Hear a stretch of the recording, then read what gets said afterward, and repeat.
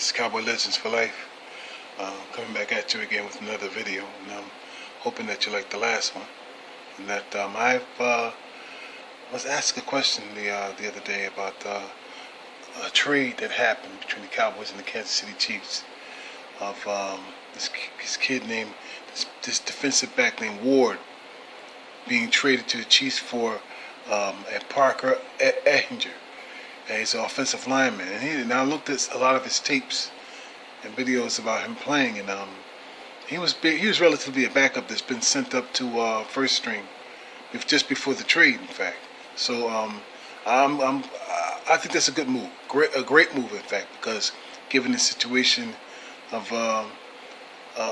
what's happened with Frederick and pretty much the history of the Cowboys front line in terms of Ty Smith, how he became injury prone a bit, so they just cut, I'm sorry, they ain't cut nobody yet, but they're thinking possibly this may be a reason why they'll cut Chaz Green, but don't count on that. I'm telling you, they're going to need all the hands on deck because of the situation, and then looking forward to try to have some form of depth.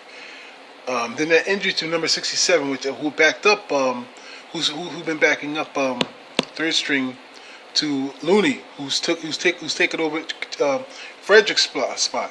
So the Cowboys are just a bit thin, a little more than they usually should have been in front line, and given those the history of injuries, it's better to have this right here, this player right here, rather other than another defensive back. So it's a good move. I recommend it, and this guy looks pretty solid, looks strong. They can develop him like the rest of them, because to me, I tell you, I'm very impressed the way Connor Williams have come along, the way he's played in his past preseason and practices and things like that. This is going to be a pretty good first year, and we got to look out also that they don't overwork him in terms of a 16-game season schedule, and the fact that he had gone through the rookie phase and the OTAs and all the other stuff. He's going to get a bit tired. You know what I mean? So they're going to have to give him a little bit more respite until the following year, whether he's just coming in as on his own, not trying to prove so much of anything. He's made the team. And what's important here is that not to overwork him, because he's going to get a lot of reps, and he's going to get tired. So somebody like this can give him relief, or like this can come in for a number of relief for the offensive lineman. So this is a good move. I appreciate that. And I also want to say this before I go. The cuts should be happening today. The cuts should be happening with the who should be releasing them. I got a funny feeling that they may keep Lance Lenoir, because Lance Lenoir didn't, besides that the couple of drops and the punt returns, he's had a pretty good doggone preseason and camp. He really did.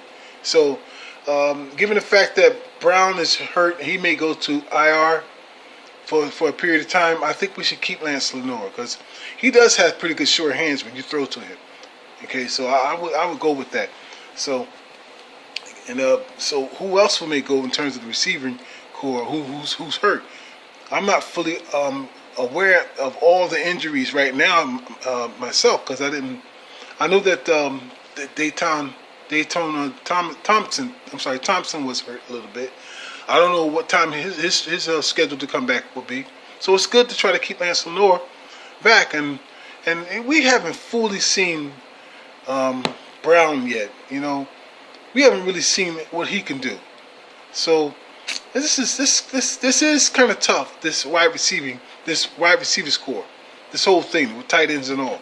We have not seen enough of what we need to know what's going to happen on the field on opening day and thereon after. So, we need to keep aware that this is a young squad, very young squad. Okay, now Dez is gone and Big Witt's gone. Right? We need to keep in mind also they're very inexperienced in terms of what those two brought to the table. All right, and in essence, they both brought a certain standard to the Cowboys' wide receiving core. Albeit that Dez Bryant's abilities are diminished, including his fucking brain capacity. But the thing is that it still was a certain level of play that he did bring. He was good at what he did once he caught the ball. He had a pretty good yak with him in terms of yards after catch. It wasn't nowhere near Michael Irvin, but he had a pretty good yak, okay? Because Michael Irvin was just the king when it came to yak, son. And he ain't ever seen no receiver except for maybe a Bullet Bob Hayes. Bullet Bob Hayes, man. But anyway, just not to get off subject here. I'm just saying, when it comes to yak, Michael Irvin, Bullet Bob Hayes, and you know what I tell you also was good was Drew Pearson. Drew Pearson was pretty damn good after yards after catch.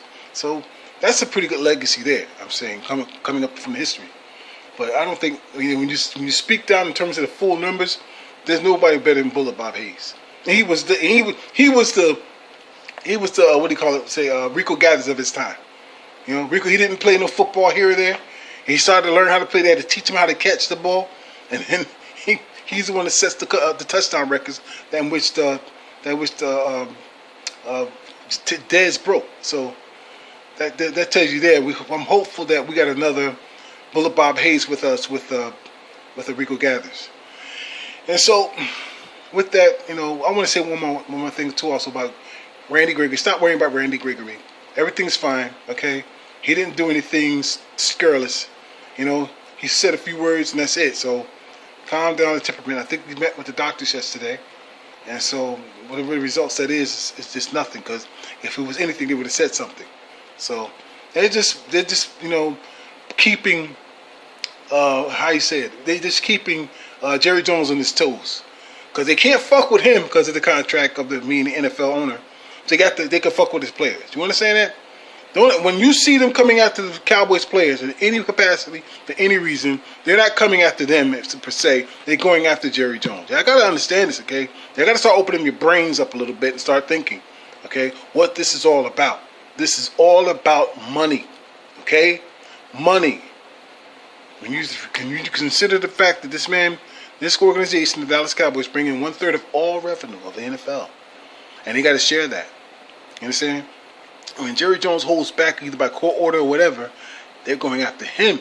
They're making him uncomfortable. I'm pretty sure they have threatened to take his team from him, and they can do it. They can do it. All right. And I wouldn't scream bloody murder if they did do it. As long as they don't move the Cowboys out of Texas or to Dallas, for that matter, or Irving, Texas, whatever. As long as they don't move them, I don't care if they remove Jerry Jones. I really don't. Okay. I despise the man that much. Okay. And so, with that, see you later on. You guys, I'm going to be looking for the wire to see who gets cut, who gets to stay. And I'm pretty sure you all will be doing the same thing. All right, until then, have a good morning. Peace.